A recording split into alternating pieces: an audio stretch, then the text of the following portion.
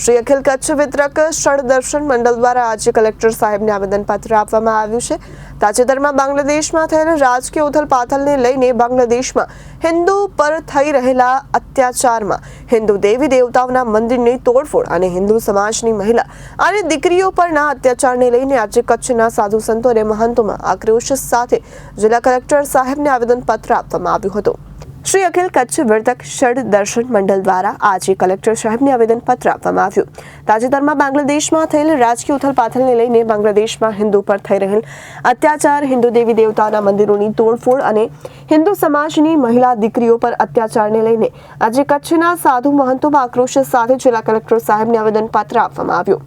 એકલધામના દેવનાથ બાપુ અંજારના ત્રિકમદાસ અશ્ર આદ્યના પ્રદીપાનંદજી, નારાયણ સરોવરના આનંદલાલજી અને મોટી સંખ્યામાં હિન્દુ સમાજના લોકો જોડાયા હતા।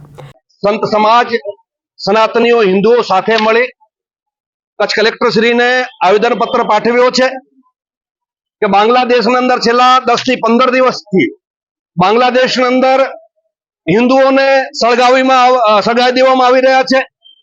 હિન્દુ દીકરીઓના રેપ થઈ રહ્યા છે, હિન્દુઓના મંદિર સળગાવવામાં આવી રહ્યા છે। દુનિયાની અંદર મોટી મોટી માનવતાની વાતો થતી હોય છે, યુએન નાની નાની વાતોમાં કૂદે પડતો હોય છે। શું બાંગ્લાદેશની અંદર હિન્દુઓ પર અત્યાચાર થઈ રહ્યા છે એ નથી દેખાતા?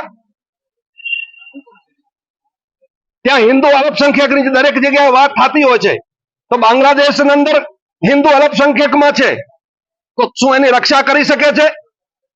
દુનિયાને ઘણીવાર ભારતને દુનિયા જ્ઞાન આપતી હોય છે, પણ ભારત તો પોતાની માનવતા હંમેશા માટે બતાવતો હોય છે।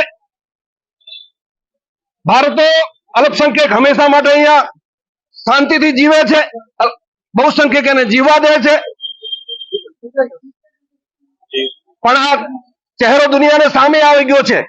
મોટી મોટી માનવતાની જો વાતો કરવા વાળા છે, આજે બાંગ્લાદેશની અંદર નાના નાના બાળકોને એની હત્યા કરી દેવામાં આવી રહી છે, બેન દીકરીઓની આબરૂ લૂંટવામાં આવી રહી છે। શું આ નથી દેખાતો?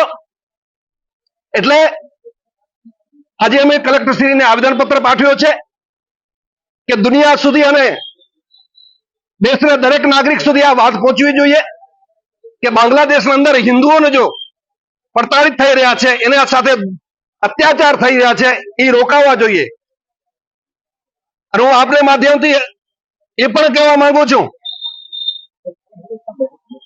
કે ફિલિસ્તીન અહીંયાથી 7,000 કિલોમીટર 8,000 કિલોમીટર દૂર છે। જ્યારે ઇઝરાયલ એના ઉપર હુમલા કરતો હોય તો રાહુલ ગાંધી એના પક્ષમાં ઉતરી જતા હોય છે।